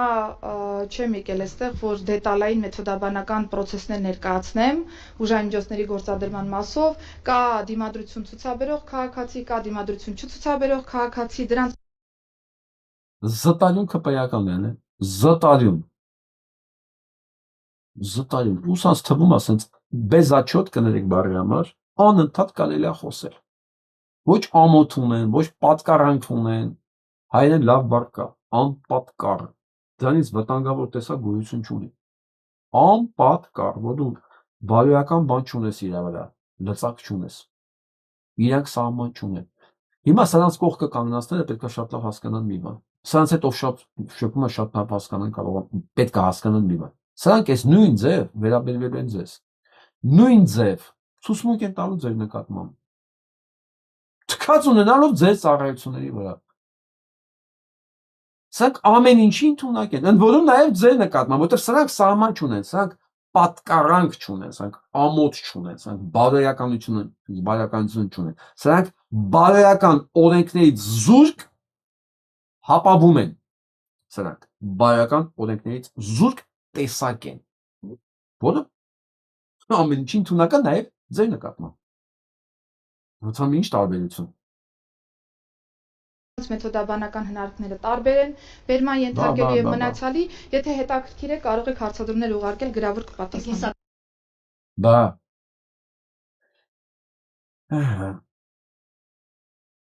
Սա նայենք ենք։ Ասում են ինչից է, որ Արցախը թալանացնել ԿՊ Հովանու տակ են մտել։ Ինչից է։ Ոնց է օրինակ Արցախը թալանացները, Արցախը հանձնածները, ԵՄՊԿ դատված լինեին, ոչ մեկ չեն դատվել Արցախում, փախել են թալանացներով, հանձնելով, դավաճանելով ամեն ինչ։ Հիմա այսօր լավագույն բանը կտորներն են վայելում Հայաստանում։ Ինչի՞, գիտեք ինչի՞։ Հայ են, բոլորը իրար հետ հայ են։ Մի քանի ընդամենը տեղեկություն։ Արցախի տարբեր պաշտոններ զբաղեցած ԿՊ գրասենյակում մուտք ու ելք ունեցող Արման Հակոբյանը Արցախի շրջափակման օրերին հաջողացել էր Հայաստան փախչել եւ գնել Ծառուկյանին պատկանող մի քանի 100 գազալցայակայաններ։ Ես այդ ժամանակ Հայաստանում ես դրա մասին գիտեի, ես ասում եմ, սա անհնար է։ Ասում են sense բան է, վարդան։ Sense բան է խոսում։ Ծառուկյան Գագոն իր գազալցակայանները ծախում է Ղարաբաղից փախած մեկին։ Նշանակում է սրանք փողերը վերցրել ու փախնում են Հայաստան։ Ասում են դե չէ, երևի sense ներս պատերազմը վերջանալու է։ Կարող է մի հատ գազալցակայան մի հատ Ղարաբաղցի առնում, դուք էլ սարքել եք հայոց պատմություն։ Ես չէի հավատում դրան։ Փաստորեն սա ճիշտ է։ Նա հիմա էլ Հայաստանի Հանրապետություն պետական մրցույթներում հաղթում է շինարարությամբ զբաղվում։ Կամպանիա ունի, փաստորեն նախարար գնել Սանոսյանի ու էլի մի քանի ԿՊ-ականների հետ։ Այս մասով սակայն մեր հետաքննություն առաջիկայում կհրապարակեն։ Մյուսը մեծահարուստ Կոմիտաս Կարապետյան, ով Հայաստանում դարձել է հսկայական ունեցվածքի տեր, նրա եղբորանով գնացված է Լերմո սպան, ուրեմն 236 միլիոն եւ կոպեկներով դրամ է ստացել Արցախի ներդրումային հիմնադրամից։ Հեկետ կառուցելու համար, որոնց մեծ մասը չեն կառուցել ուղղակի։ Համ ստացել է, որ պետք է կառուցի, համ չի կառուցել, համ է չկառուցած հեկերի դիմաց կոմպենսացիա է ստացել։ Սկսում եք ինչ թվի մասին է խոսքը։ Ուստեղ մի հատ բան է ունեցվածքի ցանկ գլուխներ կպտտվի հասցեներով, տներով, Մերի Կարապետյանների սրակինն է, տներով, հասցեներով, Մոսկովիայում, ինչ որ էլիտար շենքում, էս էլ մնացածով, սս թվերով նա եկել է։ Ո՞նց։ Ժողովուրդ ջան, միջև Արցախի հանձնելը աշխարհում մի քանի բիզնես կա, որ ամենաեկամտաբերն են։ Դա պրոստիտուցիան, նարկոմանիան ու զենք վաճառելը։ Դե դրանից զուտ մեկ էլ կազինոները, ասենք, որ այդպես մեծ փողեր կարելի է միանգամից աշխատել, էլի։ Ոչ մեկ չգիտեր, մի բան էլ կա, որ մենակ հայերը կարող են անել, հələ ոչ մեկ չէր արել։ Դա երկիր վաճառելն է։ Էլի տեսեք know-how, էլի sense բիզնեսի տեսակ, որ էլի հայերը հորինեցին, էլի փաստացի։ Ոչ մեկի մտքով չեր անցել, որ կարելի է երկիրը վաճառելով դառնալ միլիարդատեր կամ միլիոնատեր։ Դրա համար էլ Հայաստանում մի անգամից այս միլիոնատերերի քանակը ավելացավ։ Մի անգամից սկսեց ծաղկել էլիտար շինարարությունը։ Ինչ է հաշվում։ Ինչ է կարծում։ Նաև ես միշտ ասել եմ, եթե դու ապրում ես մի երկրում, որտեղ ոդինք չկա, անկախ նրանից դու ինչով ես զբաղվում, դու այդ համակարգից անպայման տուժելու ես։ Դա նաև։ Ինչ նախնդիրը։ Մեր շենքերի հետ կապված խնդիր։ Որ շենքերի հետ, ժողովուրդ ջան։ Մեր շենքի անաստած մի կան 64։ Ինչ նախնդիրը։ Մենք խնդրում եմ կես բառով, երկու բառով։ Ուրեմն շենքերում ունենք խնդիր կառուցապատողի հետ, կառուցապատողը սնանկ է ճանաչվել, հողը օտարել ամենական ճանապարհով, որովհետև հողը պատկանել է մեր ընդհանուր նախագծով հաստատված փաթեթին, նախագծից օտարվել է այդ հողը, որի պատճառով մենք չենք կարողանում ոչ շահագործման ակտ ստանանք, ոչ սեփականության վկայականներ ստանանք։ Խնդիրը ներկայացրել ենք բոլոր պատկան մարմիններին, ոչ մի արձագանք չունենք, հինգշաբթի օրն էլ ներկայացրել ենք կառավարություն, որ 200-300 գնացող այնտեղ ենք, մեզ ոչ մեկ չընդունեց։ Մենք փորձում ենք այս ճանապարհով ուշադրություն գրավենք ու փորձում ենք Մի խոսքով 200-300 հոգ ցել են, սա գնացել են կառավարություն, այնտեղ նույնիսկ իրանց չեն էլ ընդունել։ Հիմա ճանապարհ են փակել, ոստիկանությունը ներվել է, ճանապարհ խիկ փակում, աղբի ջան, գցել են, էլի, հա ինչ անենք։ Ո՞նչ են գցում, բա, այս մարդիկ մի ձև պետք է ապրեն, թե չէ։ Պատկերացնում եք ինչ է նշանակում 300 հոգու գցել, ամեկից քանի տասնյակ հազար վերցած կլինեն։ Մենք ներողություն էլի, ներողություն, ես մի բան ասեմ։ Այսինքն ոչ համանձին, ներողություն ես մի բան ասեմ, էլի։ Մենք ալտերնատիվ ճանապարհներ թողել ենք։ Մենք այնպես չի, որ անենց ենք փակել, որ այդ ձեր ասած շտապօգնության կամ հրշեջ մեքենաները չկարողանան երթևեկեն։ Ալտերնատիվ ճանապարհները կա, մենք այդ հասկացողություն ունենք, մենք չենք խոչընդոտել այդ ալտերնատիվ ճանապարհները չենք փակել։ Տիգրան Պետրոսյանով ճանապարհը կա, այս բակային տարածքներով ճանապարհները կա, մենք չենք փակել դա։ Մենք միջոցներ փորձել ենք ինչ-որ միջոցներ ձեռնարկել։ Կառուցապատողի հետ 5 շաբթի օրը դուք կառուցապատող եք ասում, մենք 5 շաբթի օրը կառավարությունում ենք եղել։ Կառավարություն Ասում է 200 հոգով գնացել են կառավարություն նույնիսկ չի էլ ընդունել, ասում դու կառուցապատողի հետ խոսել եք։ Անենք ջան լավ էլի։ Ջան լավ էլի, դու տղամարդ ես։ Լավ էլի։ Դու թքած ունի մեր վրա, մեր խնդիրները թքած ունի, հասկանում եք։ Մենք էլ ուրիշ միջոց չունենք պայքարելու։ Մենք 3 տարի այս խնդրին բախվել ենք, վերջի անցյալ տարվա սեպտեմբերից սկսած փորձել ենք քաղաքակիրթ եւ իրավական մեխանիզմներ օգտագործելով մեր խնդրի տեղ հասցնենք ու այդ խնդրին լուծում ստանանք։ Դիմումները գրել ենք վարչապետին էլ, դատախազին էլ, քննչական կոմիտեի նախագահին էլ, քաղաքապետին էլ, բոլորին գտել են ու ոչ մի արդյունք չկա, մարդիկ հիմա ստիպված ճանապարհ են փակում։ Ժորժ ջան, այս ամեն ինչ ունի մեկ լուծում։ Փաշինյան Նիկոլը իր ամբողջ ոհմակով պետքա գնա բանտ ու սկսեն ընդերից ցուսմունք տալ։ Սկսեն կոմպենսացնել բոլորին։ Իհարկե բոլորին չեն կարող կոմպենսացնել, ես չեմ պատկերացնում, ասենք մարդու երախոմ որ տարե սպանել են, կամ հայրենան զրկել են, դա ոնց են կոմպենսացնելու։ Իսկ պատասխան տան։ Բոլոր իրենց ոհմակով, իրենց այսօրվա նախարարներով, իրենց գրպանի գործարարներով, բիզնեսմեններ իբր ճակերտավոր, հա։ Հələ Գրզոն, Լֆիկն, Արսենյանները, բոլորը, դրանք բոլորը պետք է գան դաշտ, միջև վերջի կոպեկով գան ներկայանան, այս հարցերը բաղով պետք է լուծի, պետք է լուծեք ես։ Այս բոլորի բանալին մի տեղ է, մյուս կիրակի 16-ին, սրանք պետք է մեկ ձայն շավակեն, և բոլորի հարցեր լուծում է, դուք ստիպված ձեր փողոցները չեք փակելու, որովհետև եթե ձեզ թվում է սրանք մնացին, դուք ձեր փողերը հետ եք ստանալու, ես նորից եմ կրկնում, չի կարող լինի Հայաստանում մի ոլորտ, որտեղ մարդը ասի, ամեն ինչ վատ է, բայց ստեղ լավ է, ես ոչ մի բանի չխառնվեմ, քաղաքականությամբ չզբաղվեմ, ու սա ինձ չի վերաբերվելու, չի լինելու, ես երևի հաղորդում չկա, որ տարբեր ֆորմատով, տարբեր առիթներով չխոսեմ, չի կարող լինել։ Գնանք առաջ, արագ գնանք տեսնենք ինչ է կատարվում աշխարհում ու հետ գանք։ Իսրայելը, ինչպես ես ասել եմ, սա երբեք չի համաձայնվել, չի հանձնվելու, չի դադարելու, հիմա էլ հարավային Լիբանանն է ռմբակոծում։ Ինքը չի հանձնվելու, ինքը ռազմական հանցագործ է։ Այս երկրի գոյությունը, այս սիոնիստական երկրի գոյությունը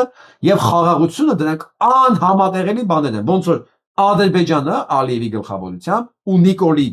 ներկայությամբ Հայաստանում, որովհետեւ միջև Նիկոլը Ադրբեջանի մասին մենք չգիտեինք։ Մենք գիտենք, որ մեկ-մեկ սահմանում կրակում է մեր վրա։ Ավել բան չգիտենք իր մասին։ Ու մեզ ինքը հետաքրքիր չէր։ Հիմա սրանք ու խաղաղությունը անհամատեղելի բաներ են։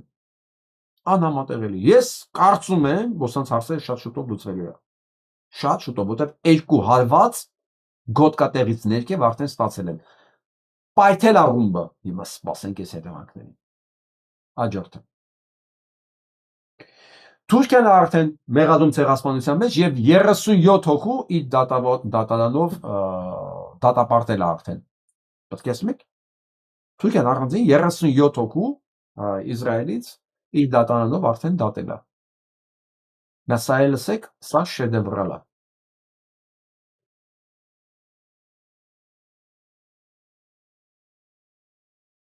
Former president, and he's got the much superior army. He took his moment to take back some land from Armenia. And we were sitting in the Oval Office, and the president asked the President Aliyev, while the president of Armenia was there, why did you stop?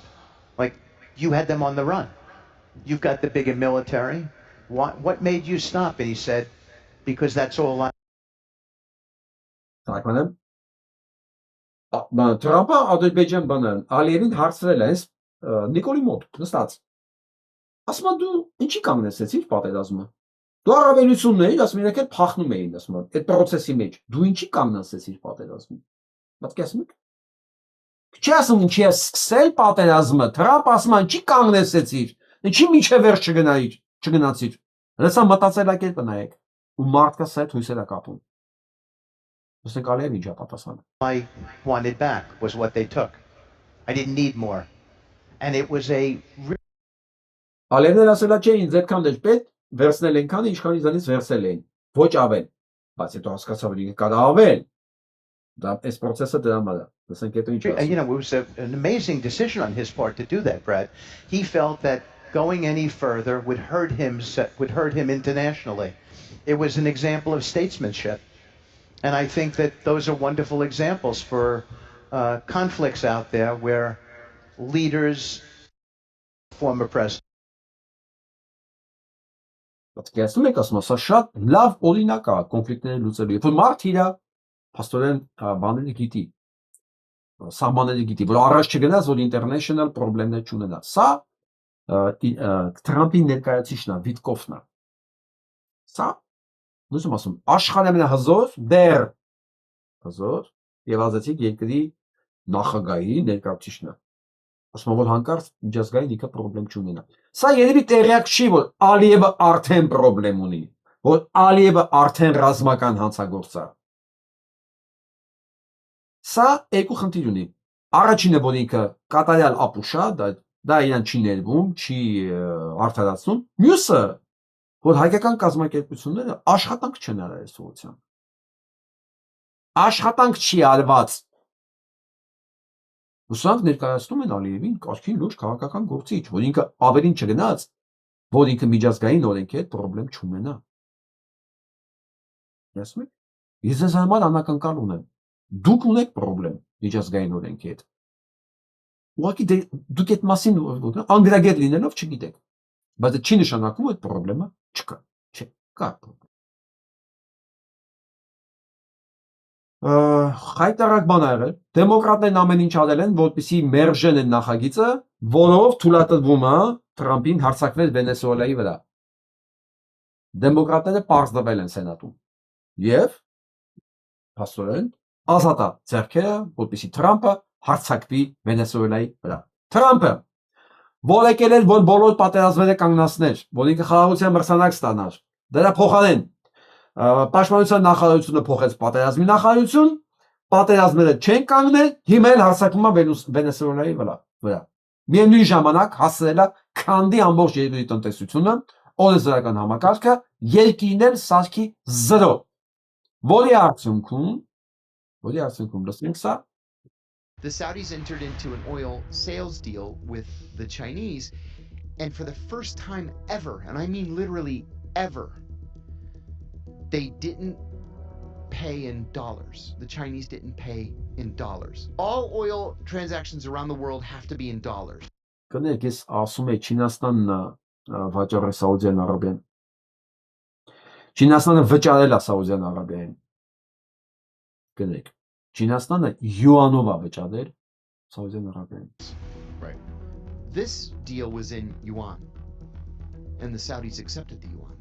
That set the precedent. It broke this long string going back to the 1930s. Well, now that the Chinese have been paying in yuan, the Brazilians said, you know what? If the yuan is a legitimate international currency, we should join with the Argentines, the Chileans, and I think they said the Mexicans, and we should make a Latin American currency, and we should stop using dollars. Ամերիկայի մեծ հանրահայրները ինչին ասել է այս ընթացքում, որ դոլարն էր վճարվող գումարը նավթի դիմաց, որի արդյունքում էլ ինքը հզոր էր, ուժեղ։ Դե հիշում եք, այս վերջերս Թրամփը ասաց, դե ուժեղ դոլար այդքան էլ լավ չի։ Քան էլ լավ չի, ինչ կապ է լավ որ։ Չէ, լավ չի։ Եթե արդեն Սաուդյան Արաբիայից կարողանում են գնել յուանով եւ Սաուդյան Արաբիան ընդունում է, իսկ այդ ինչի պետք է չընդունի որ։ Ինչի պետք է չընդունի, երբ որ Ամերիկայի Միացյալ Նահանգները 800 միլիոն դոլարի պարտք ունի, սա լսենք։ Which they do. Then of course, if China owns 800 billion of US debt, which they do, then of course the United States as the borrower has to pay interest, which means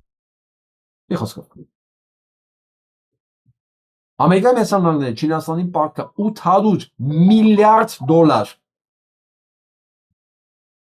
Կեսում եք։ Ամերիկան Չինաստանին է պարտք 800 միլիարդ դոլար։ Ու ոչ միայն դա փողը պետք է տա, նաև տալիս է տոկոսներ։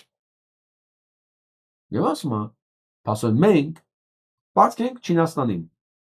Մենք ոչ միայն փողը պետք է տանք, նաև տոկոս ենք տալիս դրա դիմաց։ Մենք տոկոս ենք տալի մեր աշխատավարձից, մեր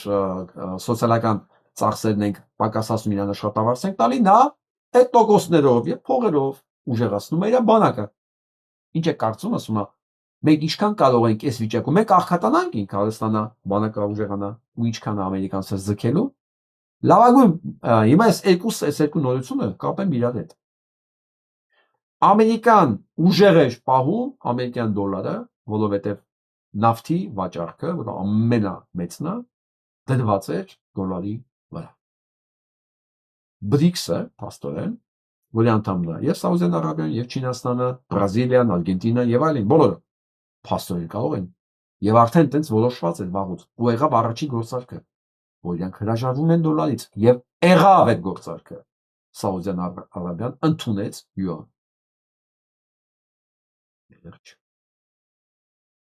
Իսկ BRICS-ի երկրները Տնտեսությամբ կարծեմ մոտավորապես աշխարհի 35-36%-ն են։ Առ այսօր դա չի նշանակում իրանք չեն մեծանալու։ Եթե դրա միացավ Մեքսիկան, դրա միացավ նաև Կանադան, վերջ դոլարի։ Ես կարող եմ ասել, որ այս երկու կրակոցը, այս մեկ շաբաթվա մեջ, մեկ Նյու Յորքում պարտությունը, մեկ դոլարի պարտությունը համաշխարհային շոկարում փոխելու ամբողջ համակարգը։ Փոխել է Ռուսաստանի դիրքը աշխարհի նկատմամբ, որովհետև Ռուսաստանը դա չինական համակարգում է։ Միջև հիմա Ռուսաստանին կարողանում էին խեղդել ամերիկյան համակարգով եւ ամերիկյան դոլարով, այսինքն Ռուսաստանի հետ առևտրները դոլարով արգելված էր, դա կարողանում էին կարգավորել։ Եթե հիմա այս բոլոր միջազգային առևտուրները, սկսում է դա նավթից, կարելի անել յուանով, Ռուսաստանին այս պատերազմում ճնշել ոնց որ միջև հիմա էին անում, համարյա անհնարին է դառնալու։ Այսինքն Ռուսաստանը կարողանում է շնչի հաղթել։ Շնչի փոխվում է աշխարհակարգը, թուլանում են այն կենտրոնները, որոնք կարողանում էին ճնշել Ռուսաստանին, դա Ամերիկայի Միացյալ Նահանգներն է, դա հետևից գնալու է նաև Եվրոպան, անշուշտ։ Վերջ ուժեղանում է Ռուսաստանը, Չինաստանը եւ այս բևեռը Ամերիկայի Միացյալ Նահանգները։ Դառնա մի ընդհանրապես շարքային երկիր։ Ինչպիսին ասեն Գերմանիան էր, Ֆրանսիան էր, Կանադան, լավագույն դեպքում։ Եթե սրան շուտ չհանեն, եթե Թրամփին շուտ չկարողանան հանել ուղղակի, իսկ այս վիճակում էլ հələ ինքը Թրամփը սկսում է պատերազմ, պնդում է պատերազմ Վենեսուելայի նկատմամբ եւ սպառնում է դատարանին, գերագույն դատարանին, որ եթե դու հանկարծ իմ տարիֆները չեղարկես, կոլապս կլինի, ու այդ մեղավոր դու ես լինելու։ Կոլապսը արդեն կա։ Այս որոշումը արդեն կոլապսի սկիզբն էր։ Ու ինքը ցակցելու է գերագույն դատարանին, որ դու խանգարեցիր իմ տարիֆների քաղաքականությանը։ Փաստորեն Թրամփը համ 800 միլիարդ դոլար Չինաստանին պարտք է, համ էլ Չինաստանի վրա անդադ մատաթափ տալի։ Չինաստանն էլ հանգիստ իր գործն արեց։ Ես ասում եմ, Չինաստանը չի պատասխանում, Չինաստանը չի գոռում։ Չինացիների հետ 4 տարի աշխատել եմ, 24 ժամ, շաբաթը 7 օր։ Ես գիտեմ իրանց։ Իրանք չեն գոռում։ Իրանց դեմքից դու չես հասկանա իրանք ինչ են մտածում։ Իրանք չեն բանա էմոցիոնալ չեն, իրանք դու ինչ ուզում ես անել, իր գործն անել։ Ու մեկ է օպլա Սաուդյան Արաբիա վերջեց դոլարը, չմերժեց, ընդունեց յուանը։ Վերջ։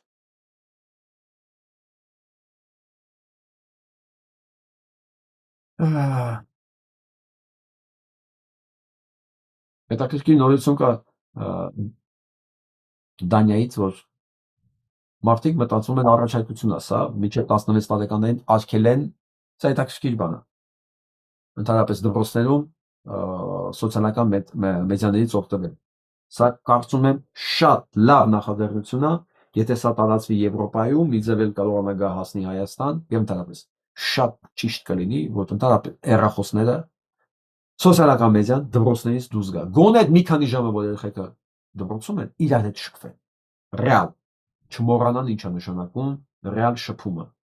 Սոցիալական մեդիայում շփումը իհարկե հոյակապ է, բայց դա պետք է կյանքում չփոխարինի իրական կյանքին։ Եվ առաջի փորձը ոնց որ փորձում են անցկացնել։ Հետաքրքիր բան Թուրքիայից։ Kadınla evlendim, dolandırıldım. 1 milyon dolardan çok zararım var. Aynı şekilde 500 bin dolar zararı var. Niçin evlendin abi? Normal bir millet iki devlet dedik, inandık, güvendik. Dünyada rüşvetin kanunla yasal olduğu tek devlet Բողոքում են Ադրբեջանից։ Մեկն ասում է Ադրբեջանցու հետ ապստանց Ադրբեջանի կնոջ հետ թալանեց։ Մյուսն ասում է Ադրբեջանում Ադրբեջան աշխարհի միակ երկիրն է, որտեղ կաշառք նորինակ անացված է։ Մի խոսքով Թուրքիան պնդում է, որ իրանք ադրբեջանցիների հետ երբեք երբար չեն եղել եւ չեն էլ կարող լինել։ Մեծ հարցում է։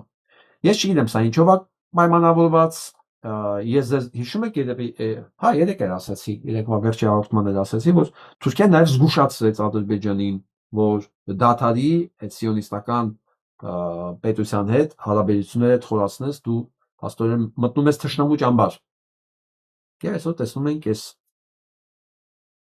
հայտարարությունը, չնայած նոր չի, բայց այս տրամադրությունը կա, եթե այս տրամադրությունը երկրում կա, սա ակտիվացնելը մեծ պրոբլեմ չի լինելու։ Ամեն դեպքում Ադրբեջան Թուրքիան կօգնի այնքանով, որքանով ինքը կարա, որքանով դա իրեն չի վնասելու, որովհետև իր երկրում Ադրբեջանը դա սիոնիստական պետություն է, ռուսական պետություն է, ամեն ինչ է բացի թուրքականից։ Աշխարհում Ադրբեջանը Փաշինյան Նիկոլի տապալումից հետո ինքը դառնել է հանցագործ պետություն։ Այսինքն հանցագործ պետության վրա ձեռները փռելը Թուրքիայի կողմից այդքան ռեալիստական չի, այն էլ են պարագայում, երբ որ ժողովրդի մոտ դա անցալվում է որպես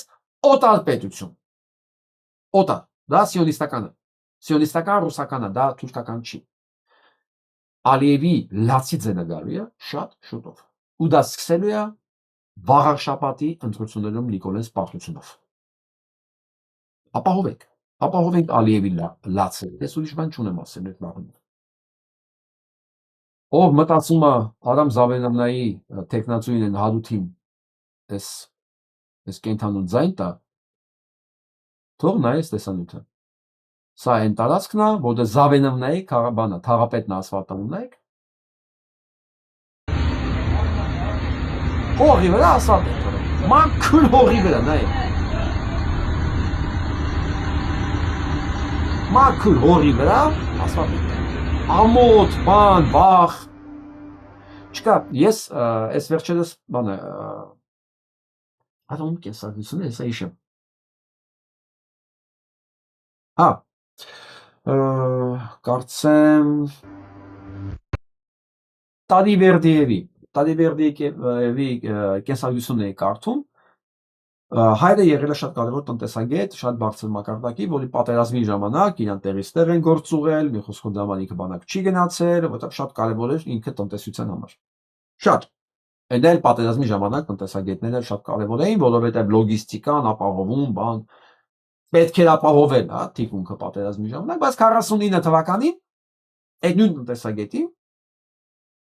դատեցին, ուղարկեցին գուլագ։ Գիտեք ինչի՞։ Չի, հիմնավորումով, իբր որ իր սխալ հաշվարկների պատճառով տնտեսությանը վնաս է տվել եւ դա վերագրել են թշնամու կողմից որպես սաբոտաժ։ Տեսեք, մի կադր տնտեսական, որը պատերազմի ժամանակ անփոխարինելի էր, ամեն ինչ լավ էր, 49 թվականին ասում են, չէ, ձեր գործունեությունը վնաս է տվել ու 10 տարով գուլագ։ Եթե սա, ես չեմ հիմա Ստալինի գովքը չեմ անում, սա քրեորեն հետապնդելի է, սա պետության բանա միջոցները դիտավորյալ փոշիացնել է, որովհետև ամենաապուշին նույնիսկ սրանց այս նույն ասφalt փռողիներին էլ հասկա պարզ, որ քարերի հողի չորացած տերևների վրա ասфальտ փռելը չի աշխատելու, դա չի ասфальտ անելու ձևը, հա։ Դա պետք է որոշակի խորություն ունենա, տակը արդեն պին լինի, բիտումով լցած լինի, որ այդ հողի եւ ասфальտի կպչունը կպնելը ռեալ լինի եւ եկե տակը պին լինի, որ ինքը նստվածք չունենա, հետագայում ճաքեր մի խոսքով ստանդարտներ կան, հա։ Այդ ստանդարտները ՏՕ-ն, տեխնիկի условия, պետք է ապահովված լինի։ Սա տնտեսական սաբոտաժ է։ Սրա համար Սովետում գնդակահարում էին, ուղարկում էին 10 տարով լագերնա։ Ես մեջ չեմ ասում գնդակահար 10 տարով, բայց սրանք թքած ունենան։ Սա դիտավորյալ հանցագործություն է պետության նկատմամբ։ Պետության բյուջեի, հարկատուի նկատմամբ սա հանցագործություն է։ Հարգելի վարշապացիներ։ Սա բանը մասիվն է։ Զավենովնայի թաղապետն է։ Հիշում եք այն, որ ծեծել էին։ Այդ ընդդիմադիր չէ։ Քաղաքական ակտիվիստ էին ծեծել իրենց մոտ, ամբողջ թաղով։ Կարծեմ Արթուր Չախոյանին էին ծեծել, թե ինձ գրեք, որտեղ լավ չեմ հիշում։ Հիշում եմ, որ թաղապետարանում, ամբողջ թաղապետարանում հարձակվել էին, հա, կարծեմ Արթուր Չախոյաններ ընկերոջ հետ, որտեղ իրանք էին նկարել այս հանցագործությունները, իրանց հետ ծեծել էին դրա համար։ Հիմա սա ուզում եք բարաշապատում լինի։ Սա նույնն են։ Ուզում եք լինի։ Սա մենակ տնտեսական մասը է, չեմ ասում քաղաքական մասը։ Իսկ հիմա լսենք մեր ընկերներին։ Հաշվին ուղիղ հեռարձակել է Հովհաննավանքի կեղծ պատարակ։ Ոչ մի բանն էլ նորմալ չի։ Լրիվ անօրեն երկրում ենք ապրում։ Ոչ մի բանից էլ գոհ չենք, որտեղ էս մարդը եկավ կպավ ցավ ավիրեց։ Նորմալ է, որ ՀՄԿ ձեր հարկերի Որտեղ ինչին կպավ էս մարդը ամբողջ ավիր է։ Վարշապատցիներ ջան, չմոռանաք էլի։ Նայեք սա։ Կարծում եմ մենք մի խնդիր ունենք, մեր արած աշխատանքներ պետք է ներկայացնենք, ավելի լավ ներկայացնենք, ավելի տեղյակ լինեն մարդիկ, որովհետև ահռելի ծավալի աշխատանք է արվում, դուք ահռելի ծավալի աշխատանք եք անում։ Տեսեք ժողովուրդ ջան, նոր բարեկարգված մանկապարտ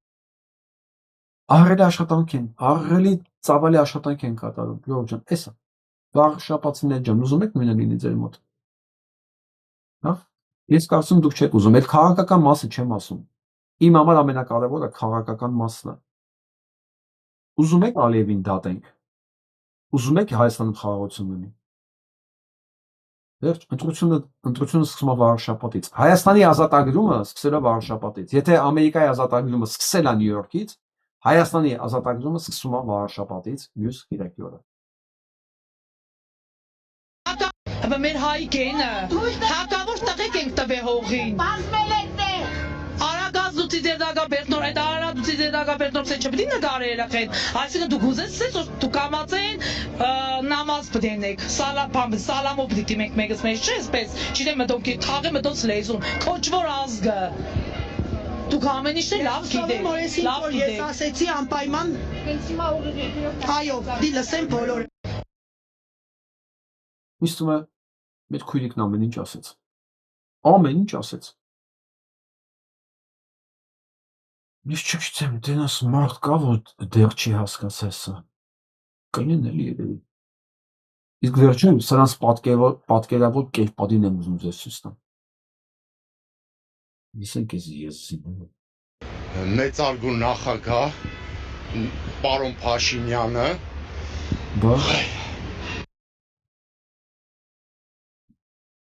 մեծարգո նախագահ պարոն Փաշինյանը զտադյուն քպայական է։ Ինչ հպարտություն ունի իր դեբիլության մեջ։ Զգացեք, սա բացառիկ երևույթ է։ Մարդկային տեսակ եզակի, որ իր դեբիլության մեջ անսահման հպարտություն կա։ Ներգնակաճ։ Հայաստանի Հանրապետության նախագահ կաշխատի մինչև մոտավորապես 4050 թվականը։ Վերջ։ Իսկ ով է երաշխավորում այդ նախագահությունը, անձամբ ես։ Հա։ Ինչու՞։ Որովհետև Վերջ Ժորժ ջան, կարան գնանք քնենք։ Փաշինյան Նիկոլը sense երաշխավոր ունի։ Էլ մենք ով ենք ստամիջամատենք։ Մինչև 4050 թվականին պետք է նախագահ աշխատի։ Ճիշտ է, հանրապետությունը բարդ բան է, խորհրդարանական է դեռ։ Ինքը տեղակ չի, դան չեն ասեն, որ տնտեսությունը չընկնի։ Այ եթե լրագրողն ասել, բայց ինքը նախագահ չի, իսկ թվում է, տեսնեք ինչ ասում ես ամենը։ Ինչ ասեմ, սիրո եւ համերաշխության հեղափոխությունը դեռ շատ երկար պետք է շարունակվի։ Գիտեք, մենք հիմա սիրո եւ համերաշխության հեղափոխության մեջ ենք ապրում։ Դեմքից չերևում ես մարդու։ Դեմքից չերևում։ Երանի ես իրա երկրում ապրում։ Իմացեք ինքը որտեղ է ապրում։ Կարող տենց Հայաստան կա։ Անկես խոս, գնանք իր հետ ապրենք ընդեղ, էլի, տենանք այդ սիրո եւ համերաշխության հետ Հայաստանը որտեղ է, որ sense վստահություն եւ լավատեսություն է բերել այս մարդու մոտ, էլի։ Եթե իզան կարելի է մարդ ասել, տեսնեք ինչ ասում բերել։ Մեր երկրում սեր եւ համերաշխություն տեսնում եք։ Սեր եւ համերաշխություն ամենուր է։ Բա։ Իսկ անվտանգության մասին Անվտանգության մասին կարող եմ ասել, որ անվտանգությունը Հայաստանի Հանրապետությունում ամենաբարձր աստիճանի վրա է 99%։